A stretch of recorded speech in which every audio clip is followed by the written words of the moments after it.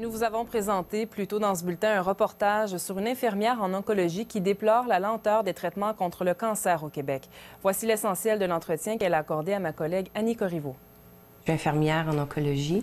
J'ai travaillé en Ontario et en Colombie-Britannique en oncologie, dans tous les paliers possibles et inimaginables en oncologie, de l'infirmière de plancher à l'infirmière primaire, que je vous appelle ici une infirmière pivot, et les salles de chimiothérapie.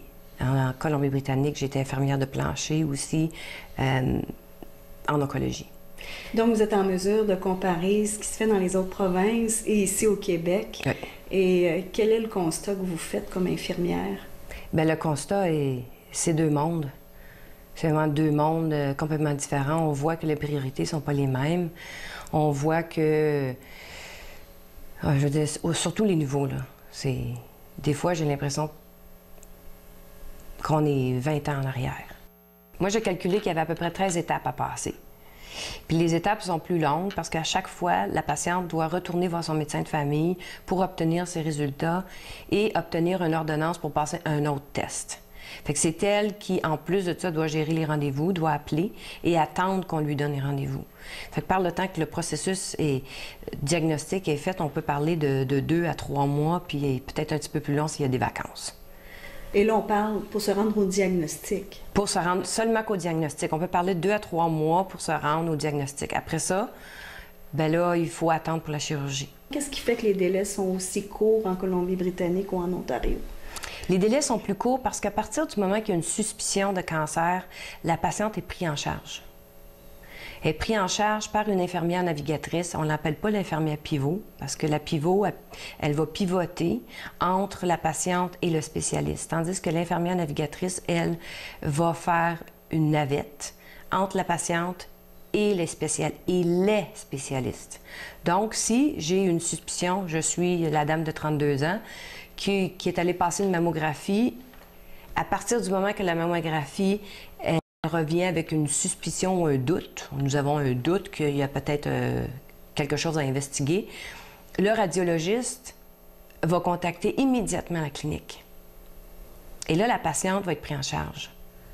Fait que, elle va aller voir son médecin de famille qui va lui dire « Madame, on n'est pas certaine, mais on veut vous aller voir. » Fait que, elle va aller voir la clinique et là, ça va être échographie, biopsie, sans passer par le médecin de famille. Ça va se faire dans la même journée. Donc, c'est ce qui accélère le processus. Oui. C'est pour ça qu'on est capable de sortir un diagnostic en 3 jours, parce qu'on a l'équipement technologique, échographie et même un MRI, en français, ça s'appelle résonance magnétique, spécialisé pour le sein, parce qu'on veut éviter de plus en plus ailleurs, au Canada et en Europe, de faire intrusion dans le sein, parce qu'à chaque fois qu'on fait une intrusion, on risque de propager le cancer. Alors, quand on nous dit au Québec que les délais, ça ne fait pas de différence, 1 mois, 2 mois, 3 mois, ça ne fait pas de différence, c'est faux. La réalité du cancer ailleurs, c'est des semaines, 1 semaine, 2 semaines d'attente, et non 2 mois, 3 mois, 5 mois, 6 mois. Alors, tout le monde au Québec qui travaille de près au niveau de prise de décision pour le cancer est au courant. La Coalition Priorité Cancer au Québec connaît mon dossier. Je suis allée faire ma présentation, qui eux aussi trouvent le projet extraordinaire, mais eux ne croient pas non plus que ce soit possible au Québec parce que tout le monde travaille en silo. Et c'est ça le problème. C'est pour ça que ça prend du temps. Le radiologiste ne parle pas au pathologiste, qui lui ne parle pas au chirurgien, qui lui ne parle pas à l'oncologue. Fait que chacun travaille dans son petit environnement et puis se préoccupe de ses affaires à lui et personne essaie de faire avancer la cause. Parce que j'ai l'impression, moi, ce que je sens au Québec à comparer d'ailleurs, je sens qu'à travers tout ça, on oublie qu'il y a une patiente qui, elle, attend, angoissée à la maison, stressée, de savoir si elle a le cancer ou non. Puis quand elle sait qu'elle a le cancer, puis là, elle attend des semaines et des semaines et des semaines pour avoir une chirurgie, c'est pire. Le projet que vous avez présenté au CHU, donc au ministre aussi, il arrive quoi là maintenant? Est-ce que ça fonctionne ou ça fonctionne pas? C'est bloqué. C'est bloqué. On m'a dit, quand j'ai vu l'attaché politique du ministre Bolduc au début juillet. On m'a dit que le projet était à l'étude. Alors, mon projet, tout était présenté, il restait juste l'étude de faisabilité, c'est-à-dire les coûts. Puis, ça ne prend pas la tête à Papineau là, pour savoir combien ça coûte. Ça coûte à peu près 160 000 $ pour faire un projet comme ça. Parce que tous les services sont déjà à l'intérieur même de l'institution. On ne réinvente pas la roue, là.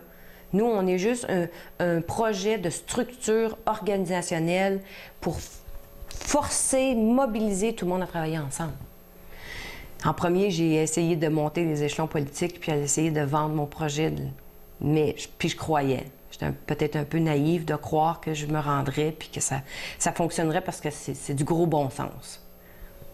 Mais j'ai échoué. Fait que là, aujourd'hui, je mobilise la population et je veux que la population dise qu'ils en ont assez.